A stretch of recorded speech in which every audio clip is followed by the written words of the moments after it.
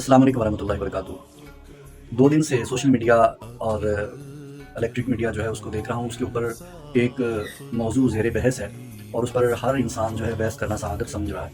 وہ موضوع یہ ہے کہ مولانا تاج الدین صاحب دامت برکاتہ العالیہ نے ایک بچے سے مصافحہ نہیں کیا، تو اس کے اوپر اتنا جو ہے مباحثہ ہو رہا ہے۔ ہر انسان پوسٹ کرنا اس کے اوپر ثواب سمجھ رہا ہے کہ جیسے علماء نے یا کسی بڑی شخصیت نے کہا ہو کہ جو اس ٹاپک کے اوپر پوسٹ نہیں کرے گا وہ بہت بڑے اجر سے محروم رہ جائے گا۔ اور اس میں اکثر حضرات اور افراد ایسے ہیں کہ جو مولانا تاج الدین صاحب سے ملے بھی نہیں ہوئے، شاید وہ ملے ہوتے تو اتنے جذباتی نہ ہوتے۔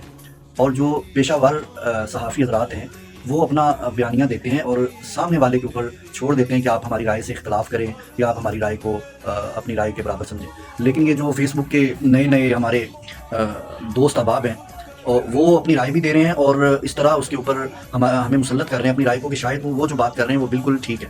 میرے بھائیو، جس پائے کی شخصیت مولانا تاج الدین صاحب دامت برکاتہ العالیہ ہیں، اس پائے کے آپ باقی شخصیات دیکھیں، کیا وہ عوام کے اندر اتنے مقبول ہونے کے باوجود اس طرح آتے جاتے ہیں جیسے مولانا تاج الدین صاحب آتے ہیں؟ مجھے مولانا تاج الدین صاحب نہیں جانتے، یقیناً نہیں جانتے، لیکن میں ان کو جانتا ہوں کیونکہ میں ان سے محبت رکھتا ہوں۔ اس محبت کی وجہ سے میں ان کے آبائی علاقے کافی دفعہ ان سے ملنے گیا اور میری ان سے ملاقاتیں ہوئی ہیں۔ مولانا کو تو اس بات کا علم بھی نہیں ہوگا، لیکن میں نے وہاں پر جو بات نوٹ کی میں آپ ساتھیوں کو بتا رہا ہوں۔ یہ بات میں اکثر مجلسوں میں اپنے بھائیوں، چھوٹے بھائیوں اور دوستوں میں یہ کرتا ہوتا ہوں کہ مولانا تاج الدین صاحب دامت برکاتہ العالیہ ایک واحد عالم میں نے دیکھے ہیں، جتنے علماء سے، جتنی بڑی شخصیات سے میں ملا ان میں سے ایک واحد شخصیات ہیں جن کے اندر ایک منفرد چیز میں نے دیکھی کہ مولانا جب نماز کے لیے تشریف لاتے ہیں، مولانا سب سے زیادہ غرباء کو ملتے ہیں۔ آپ کبھی بھی، میرا چیلنج ہے، آپ کبھی بھی مولانا کے آبائی علاقے کی مسجد میں ظہر پڑھیں، آپ کو پہلی صف پر نظر آنے والے فقیر، فقراء، غریب، غرباء اور یہ سائلین کھڑے ہوئے ملیں گے۔ لیکن ایک بچے سے سلام نہیں لیا تو اس کے اوپر مولانا کی اتنی کردار کشی کی جا رہی ہے، اتنی کردار کشی کی جا رہی ہے۔ یقیناً ہم کوئی موقع نہیں چھوڑتے کہ ہم کسی عالم کو جو ہے تکلیف پہنچانے میں پیچھے رہتے ہوں۔ بعد میں ہم علماء کے جنازوں کی ویڈیو جو ہے وہ شیئر کرتے ہیں کہ دیکھیں ہمارے عالم کا جنازہ کتنا بڑا تھا۔ جب وہ زندہ ہوتا ہے ہم باتیں ایسی کرتے ہیں کہ اس عالم کو اندر سے تکلیف پہنچا کے مرنے کے برابر کر دیتے ہیں۔ میں ایک دفعہ جب میں مولانا کے پاس حاضر ہوا تو ہم برآمدے میں کھڑے تھے مسجد کے، مولانا صاحب تشریف لائے اور ہم بھاگے گاڑی کی طرف کہ مولانا سے سلام لیا جائے، تو مولانا نے وہیں سے اشارہ کیا کہ ٹھہر جاؤ ایک دفعہ۔ ہم رک گئے کیونکہ چند سال اس فقیر کے کسی عالم کے ساتھ، شیخ کے ساتھ گزرے تھے، تو اس بات کو پتنگڑ نہیں بنایا۔ ہم نے مولانا کو بھی اپنا شیخ سمجھتے ہوئے ان کے حکم کی تعمیل کی اور رک گئے۔ مولانا جلدی سے مسجد کے اندر تشریف لائے اور آتے ہی انہوں نے سنت ادا کی، نماز کا ٹائم تھا، نماز ہوئی، بعد میں سب سے ملے، سب کا حال حوال لیا، سب سے باتیں کی، تقریباً 15-20 سے 25 منٹ کی نشست کی، سب کی خیریت دریافت کی۔ بعد میں ہمیں مولانا کے ایک خادم کے ذریعے سے پتہ چلا کہ مولانا شدید تکلیف میں تھے اور سفر سے آ رہے تھے، تھکے ہوئے تھے، اور مولانا جو ہے وہ چاہ رہے تھے کہ میں فوری، کیونکہ نماز بھی تاخیر ہو رہی تھی، مولانا کا انتظار ہو رہا تھا، تو مولانا چاہ رہے تھے فوری نماز، اور نماز کے بعد ساتھیوں سے وہ بیٹھ کے جو ہے ملے۔ میرے بھائیوں، میں نے مولانا کو دیکھا ہے، مولانا کی انتظار میں فقیر کھڑے ہوتے ہیں، مانگنے والے۔